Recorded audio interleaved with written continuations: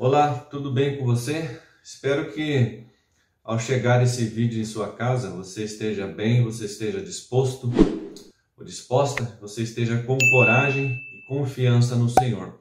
Nós não vivemos dias fáceis, os dias não são dias muito tranquilos, os dias estão difíceis, estão complicados. Mas quando a gente confia no Senhor, quando a gente deposita a nossa fé, a nossa confiança no Senhor, com certeza nós temos mais condições, mais capacidades para enfrentar as lutas que chegam até nós. Eu quero falar hoje sobre o segundo ponto do calvinismo. Lembrando que os 5 pontos do calvinismo, os 5 artigos, eles foram respostas aos 5 artigos dos remonstrantes, aqueles seguidores de Armínios que fizeram um protesto, por não concordar com alguns pontos da teologia reformada, que era a teologia oficial da Igreja Reformada da Holanda, e eles lançam esse protesto, ocorre o Sino de Dort, e é oficializado esses 5 artigos, esses 5 pontos, e os remonstrantes saem derrotados nesse embate dentro da Igreja Reformada da Holanda, lá no ano de 1619. Mas a gente já falou sobre a depravação total, que foi o primeiro ponto, que foi resposta à vontade livre do homem, que era pregada pelos arminianos. E hoje no nosso segundo ponto é o ponto da eleição incondicional, que é uma resposta ao artigo arminiano chamado eleição condicional. Arminius ensinava que a eleição estava baseada no pré-conhecimento de Deus em relação àquele que deveria crer, aquele homem que no futuro iria crer. Em outras palavras, o ato de fé por parte do homem é a condição para ele ser eleito para a vida eterna. Então, o ato de fé por parte do homem, que é a condição para ele ser eleito. Isso baseado que uma vez que Deus previu que ele exerceria livremente a sua vontade num ato de volição positiva para com Cristo. Porém, os calvinistas pregavam diferente, ensinavam diferente. Os calvinistas sustentavam e sustentam ainda que o conhecimento, que o pré-conhecimento de Deus está baseada no seu propósito, no seu plano divino, no beneplácito da sua vontade, de modo que a eleição não está baseada em qualquer condição do homem ou no homem, mas resulta da livre vontade do Criador. E é interessante que esse segundo ponto, a questão da eleição incondicional, é afirmado também em outras confissões. Por exemplo, a gente pode pegar a confissão de fé batista, que é posterior a essa época, ela é do ano de 1689. A eleição incondicional também é afirmada em termos idênticos na confissão de fé de Westminster e também nos 39 artigos da Igreja da Inglaterra. Também em confissões anteriores à controvérsia arminiana, como a confissão belga e o catecismo de Heidelberg, também nos cânones de Dort, como segue a descrição. A descrição é assim: antes da fundação do mundo, de acordo com o seu eterno e imutável propósito, no seu secreto conselho e do bom prazer da sua vontade, movido por sua livre graça e sem qualquer outra razão na criatura que servisse de condição para movê-lo a agir assim. Deus predestinou para a vida aqueles que escolheu em Cristo para a sua glória eterna. Então é de acordo com o seu eterno e imutável propósito, do seu secreto conselho e do bom prazer da sua vontade. É isso que afirma as confissões reformadas. Lembrando que sobre esse ponto, a posição arminiana sustenta que o pré-conhecimento de Deus está baseado no ato positivo da vontade do homem, como condição ou causa que move o Senhor Deus a elegê-lo para a salvação. É uma posição muito diferente, muito distinta daquilo que é ensinado nas confissões de fé reformadas, e também ele trata muito do homem como agente responsável, como um agente que cria essa condição que move Deus a elegê-lo para a salvação.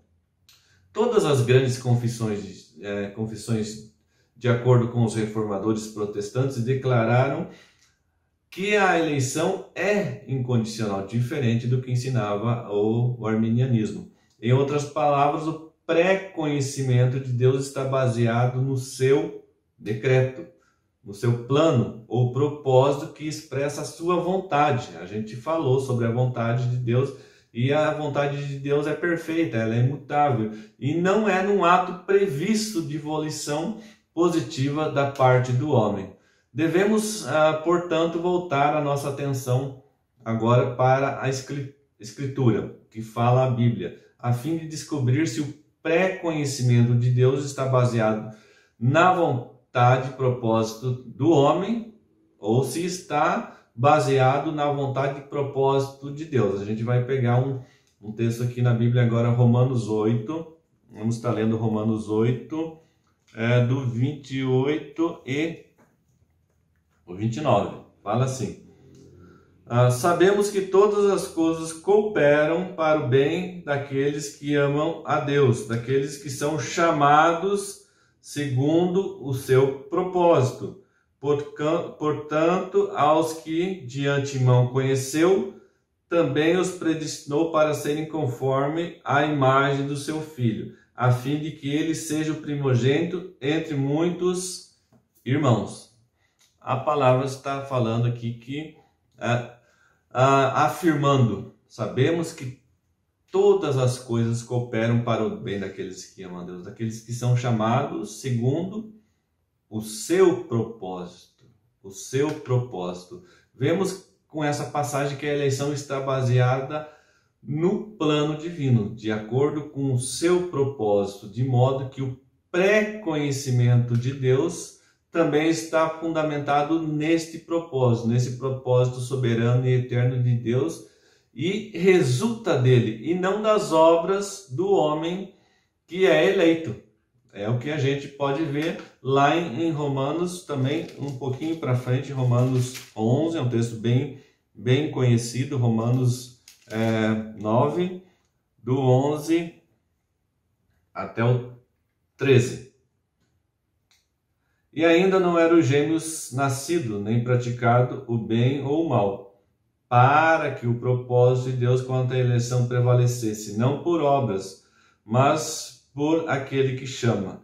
E lhe fora dito a ela: o mais velho será servo do mais moço.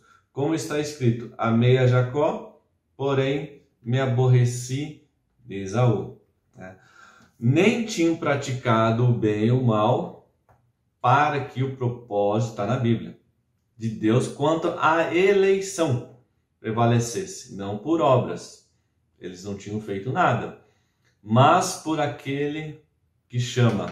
Devemos ver que o apóstolo declara que a base da eleição está em Deus mesmo, ou seja, está na vontade e no propósito de Deus, e não é um ato de fé ou de alguma outra condição, como diria Arminius, existente na criatura humana, condição para a prática do bem ou para a prática do mal. No caso aqui, eles não tinham nem nascido. Eles não tinham nascido, mas a Bíblia já afirma que antes deles nascessem, para que o propósito quanto à eleição é daquele que chama. Então, não é por um ato de fé ou de alguma outra condição existente na criatura humana. A eleição eterna se refere à escolha de Deus quanto àqueles a quem ele, na eternidade, decidiu que um dia salvaria. Ela é incondicional porque não há nenhuma condição que o homem tenha de se satisfazer antes de Deus escolher salvá-lo. Não há, ela é incondicional porque não há nenhuma condição, não há nada que a gente possa fazer. O homem natural, como a Bíblia afirma, ele está morto em seus delitos e pecados, por isso não há nenhuma condição que ele possa satisfazer antes que Deus escolha salvá-lo da sua morte. A eleição também é incondicional. O homem nada pode fazer para merecê-la. A Bíblia mostra que Deus não elege pessoas para serem salvas por causa de algum bem ou alguma coisa eminente boa que Deus possa ver nelas. Ao contrário, Deus se apraz em usar o fraco e o vil, de modo a assegurar que somente Ele, Deus, seja glorificado. É o que a gente pode ver um pouquinho para frente aqui em 1 Coríntios 1, 26. Fala assim: Irmãos, reparais, pois, na vossa vocação, visto que não foram chamados muitos sábios, segundo a carne, nem muitos poderosos, nem muitos de nobre nascimento. Pelo contrário, Deus escolheu as coisas loucas do mundo para envergonhar os sábios, e escolheu as coisas fracas do mundo para envergonhar as fortes. E Deus escolheu as coisas humildes do mundo e as desprezadas e aquelas que não são, para reduzir a nada as que são, a fim de que ninguém se vanglorie na presença de Deus. A nossa vocação, o apóstolo fala, repare na vossa vocação. Não foram chamados muitos sábios, nem muitos poderosos, nem de nobre nascimento. Deus não chamou esses. Pelo contrário, Deus escolheu as coisas loucas para envergonhar as sábias. Escolheu as fracas para envergonhar as fortes. Deus também escolheu as coisas humildes do mundo e as desprezadas, e aquelas que não são, para reduzir a nada as que são. Por quê? Para que ninguém se vanglorie na presença dele. Ninguém pode se vangloriar em nada na presença de Deus. Não pode, não. O ser humano, o homem, não tem essa condição.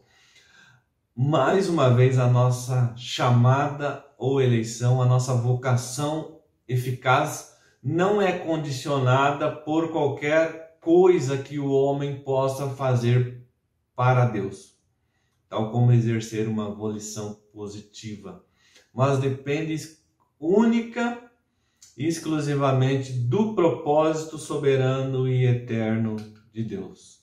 A eleição é incondicional e nada depende das obras do homem, com relação à afirmação de que o homem nada pode fazer para merecer a escolha de Deus, uma vez que a sua natureza é depravada. E essa natureza depravada que o homem natural possui só é capaz de responder positivamente a Satanás. Jesus, lá em João 15:16, ele testifica assim: Não fostes vós que me escolhestes a mim. Pelo contrário, eu vos escolhi a vós outros e vos designei para que vades e deis fruto. Não fostes vós que me escolhestes a mim. Pelo contrário, eu vos escolhi. Eu que escolho. De fato, segundo o apóstolo Paulo, a escolha foi feita por Deus antes que ele tivesse feito qualquer coisa. Isso está lá em Efésios 1:4, que é um texto muito, muito conhecido.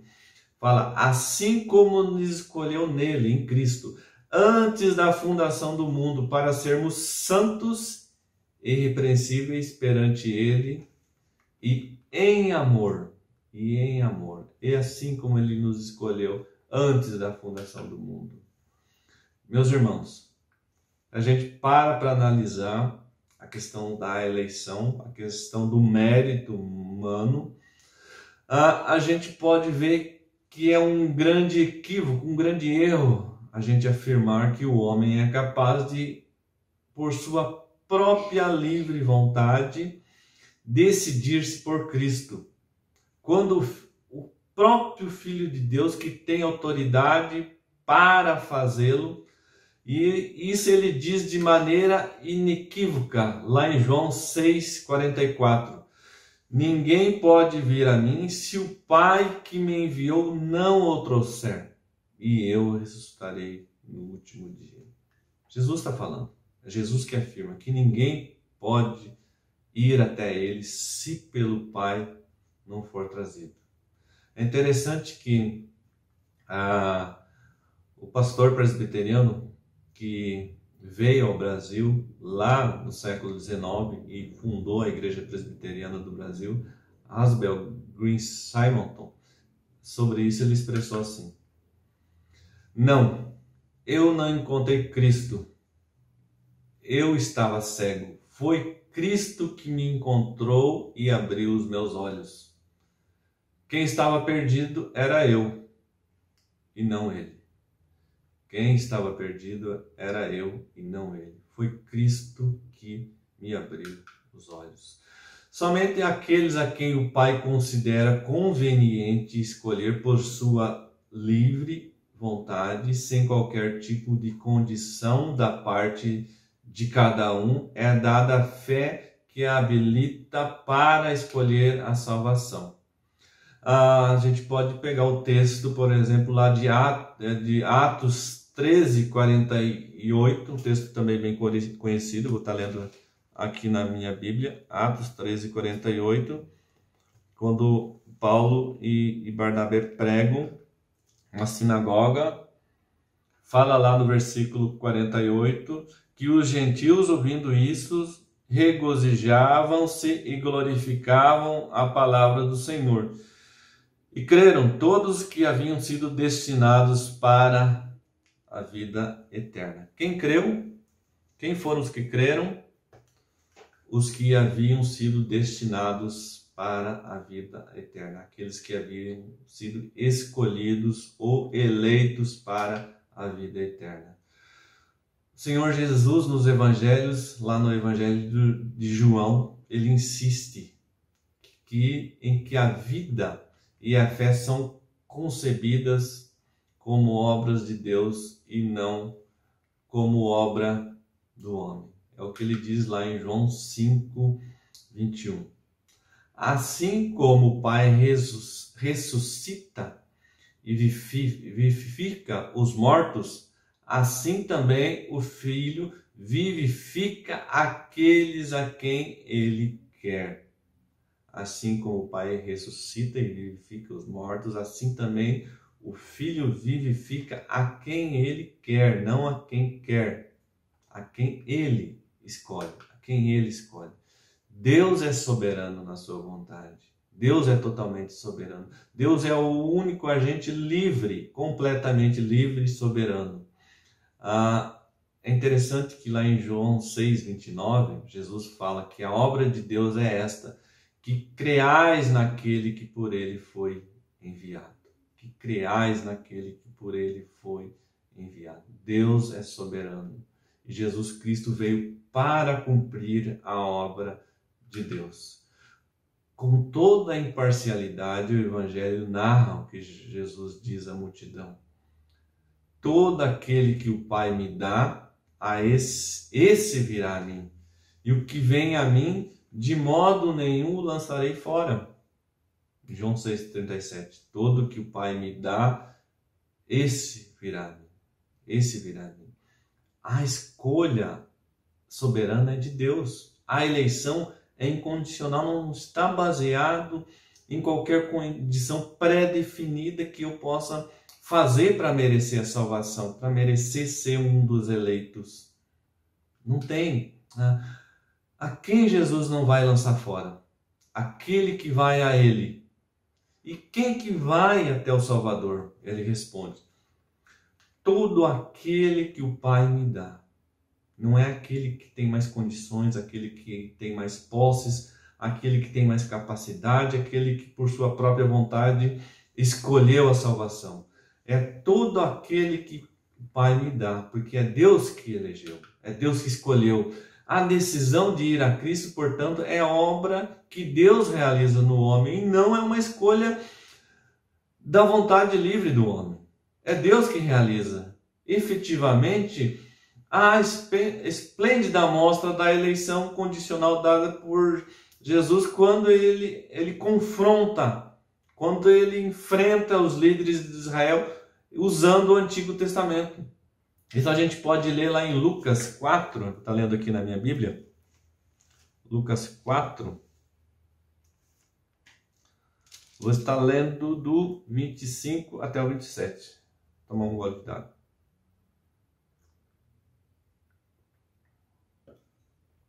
Fala assim, ele usa lá o Antigo Testamento.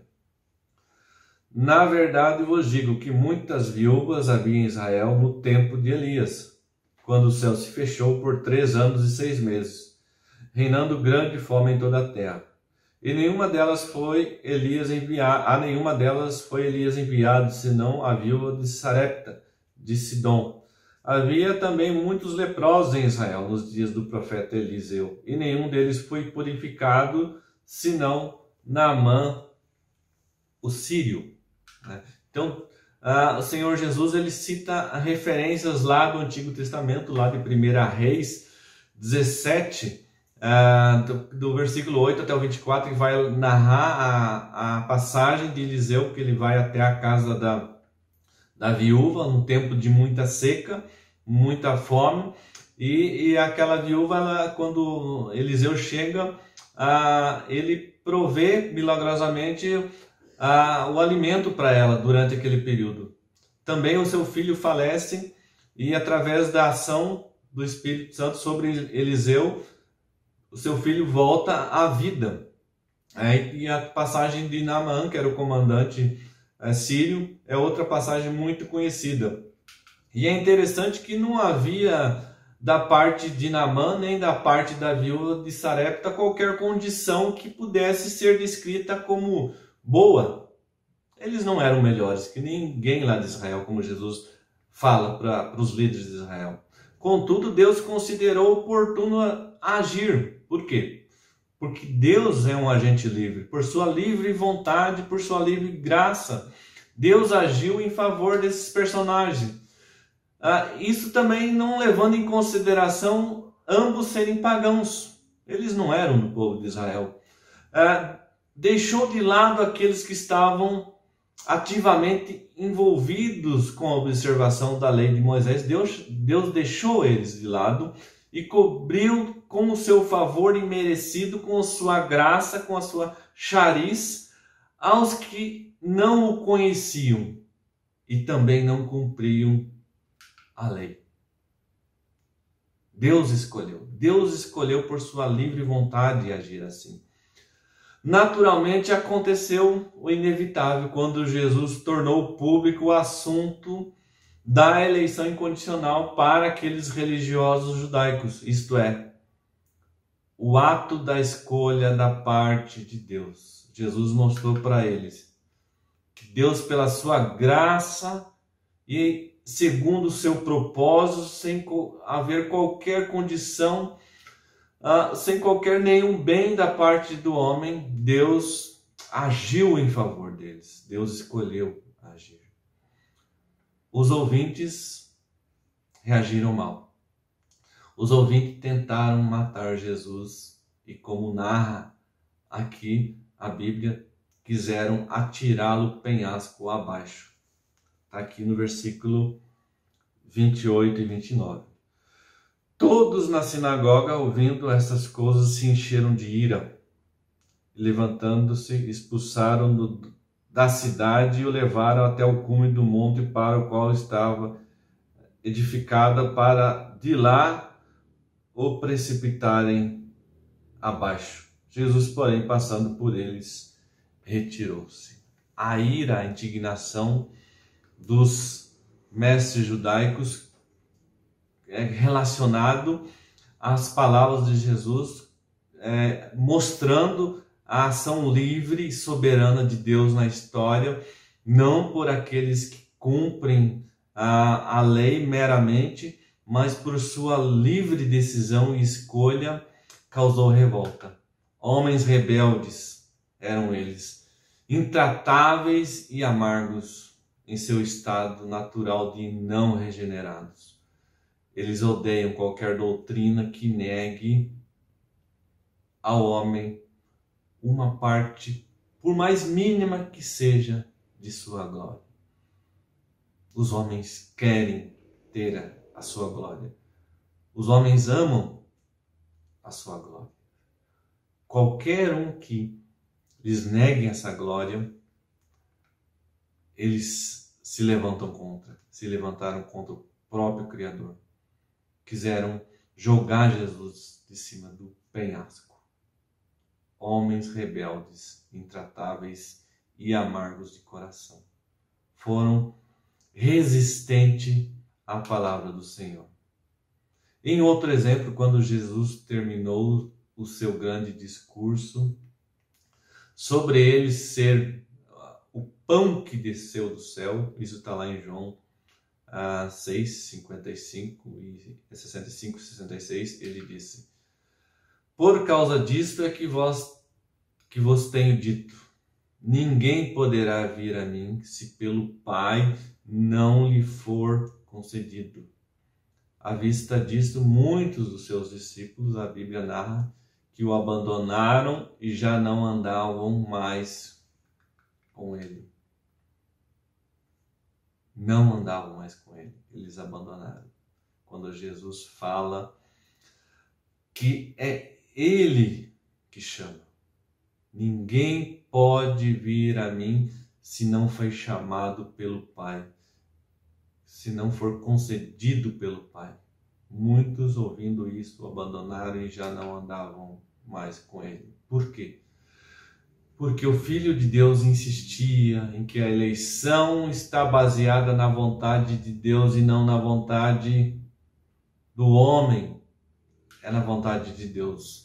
Jesus despojou-os do seu ego exaltado, de que alguma condição boa ou favorável devesse existir neles, para que Deus os tivesse eleitos. Jesus os colocou nos seus próprios lugares. E a doutrina da eleição faz isso com a gente. Talvez muitos dos irmãos não concordem ou não estejam gostando, mas a Bíblia afirma: nós não temos mérito nenhum. A eleição é baseada na soberana vontade de Deus. Se a eleição dependesse, meus irmãos, de mim, de você, se dependesse do homem, nós nunca creríamos em Cristo, porque o homem em seu estado natural é totalmente depravado, é incapaz de fazer aquilo que é bom aos olhos de Deus. Não há nenhum justo, nenhum sequer, não há quem entenda. Todos se extraviaram, todos se fizeram inúteis, não há quem busque a Deus, não há nenhum. Essa é a nossa condição de homem, de ser humano não nascido de novo. Spurgeon, no seu livreto Eleição, ele cita os valdenses.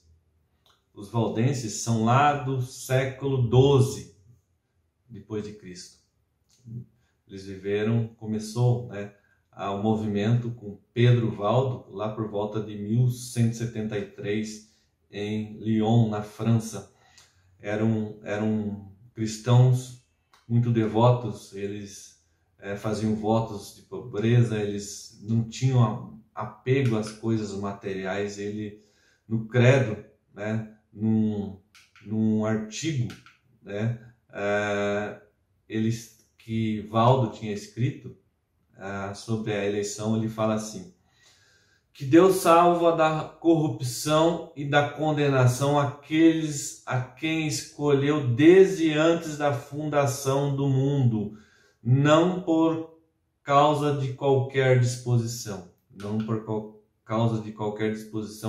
fé ou santidade que ele tenha previsto neles, mas por motivo único da sua pura misericórdia em Jesus Cristo, seu Filho, deixando de levar em conta quaisquer outras considerações, segundo a irrepreensível razão da sua própria vontade e justiça. Vontade e justiça. Spurgeon, ele narra, destacando aos seus ouvintes: eu não estou pregando nada novo para vocês. Esse artigo eu extraí de um livro muito antigo, um dos artigos de fé dos valdenses. A doutrina da eleição não é nova, não é nada novo, é antiga, porque é da eternidade. É na eternidade que Deus escolheu o seu povo. Deus escolheu os seus eleitos. Enviou Cristo para salvar a sua igreja. Meus irmãos, o homem nunca irá a Cristo se for deixado a si mesmo para decidir-se por Cristo, sem que antes a fé lhe seja outorgada pelo Espírito Santo, que é um ato soberano de Deus. É o que fala lá em João 5,40. Contudo, não quereis vir a mim para terdes vida. O homem natural não quer ir até Cristo. Ele não quer, ele não tem prazer, ele não tem interesse pelas coisas de Deus. Não tem nem prazer. Meus irmãos, eu concluo esse segundo artigo dos 5 pontos do calvinismo afirmando que nós devemos ter entendimento, nós devemos ter e procurar entendimento e compreensão das coisas eternas.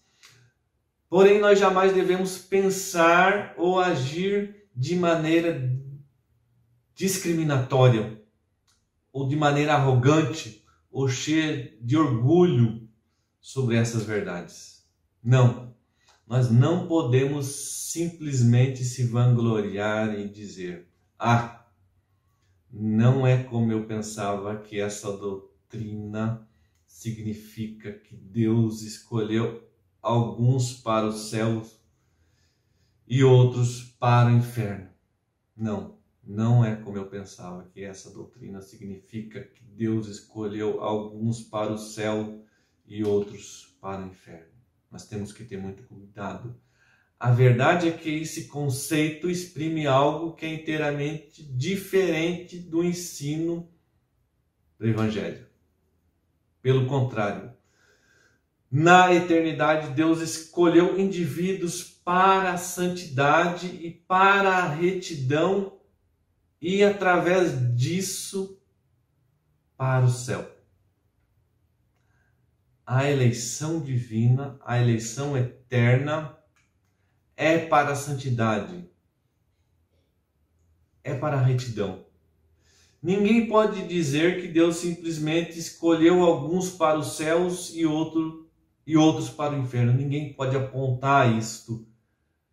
Mas nós podemos com certeza afirmar que Deus escolheu eu e você para a santidade. Para a santidade. Então nós devemos amar a santidade. Nós devemos amar a santidade. O eleito de Deus ama a santidade. Aquele que já se chegou até a Cristo ama a santidade. Ama a santidade. É o que fala lá em Efésios 1,4. Assim como nos escolheu nele, antes da fundação do mundo. Antes da fundação do mundo. Mas qual é o motivo da eleição? Para sermos santos e irrepreensíveis perante ele em amor. A soberana vontade de Deus é a causa da eleição. O seu plano, o seu propósito, a sua livre escolha na eternidade que nos chama para sermos santos e irrepreensíveis perante ele em amor. Ele nos predestina para si, para sermos conformes à imagem do seu Filho. A eleição não é eterna, não é baseada no pré-conhecimento de Deus, que Deus olhou na eternidade e viu aqueles que iriam crer nele. Porque se eu realmente tivesse essa condição, essa capacidade, eu poderia frustrar os planos de Deus. Eu poderia crer hoje, amanhã eu poderia não crer mais. Deus não ia ter nenhum domínio sobre isso, se eu realmente tivesse essa capacidade, essa condição. O propósito soberano da eleição de Deus é o beneplácito da sua vontade. A vontade de Deus é santa, é boa e é perfeita. E nós somos escolhidos, a igreja do Senhor é escolhida para viver em santidade, para buscar cada dia a face do Senhor. Se você é um eleito, se você é um escolhido, ame a santidade. Ame a santidade. É a maior prova da nossa eleição. Nós amarmos a santidade. Nós queremos ser santo como Ele é santo. Quando Arminius se baseava e ensinava que a eleição era condicionada à vontade do homem, ele quase que como fazia o homem superior a Deus, porque ele poderia resistir à vontade de Deus. Mas não, o homem não tem essa capacidade. A vontade de Deus é superior, é infinitamente perfeita, muito melhor que a nossa. Mas que nós possamos estar usando essa capacidade de livre agentes que Deus nos dá, para que nós possamos estar escolhendo cada dia mais ao Senhor, a sua verdade, ao conhecimento das coisas divinas e eternas. Que Deus nos abençoe, que Deus nos capacite a cada dia mais entender as suas verdades eternas. A teologia reformada são princípios, são ferramentas sistematizadas pelos reformadores ao longo dos séculos, para que nós pudéssemos hoje ter acesso a todo esse conhecimento de maneira ampla, de maneira fácil, de maneira muito boa, para que a gente possa crescer, desenvolver e cada dia mais ter orgulho da nossa teologia, ter prazer em buscar o conhecimento do Senhor, porque é Ele que nos chama para isso. Que Deus nos abençoe, nos capacite e que nós possamos estar brevemente juntos para falarmos do terceiro ponto do calvinismo, se assim o Senhor nos permitir.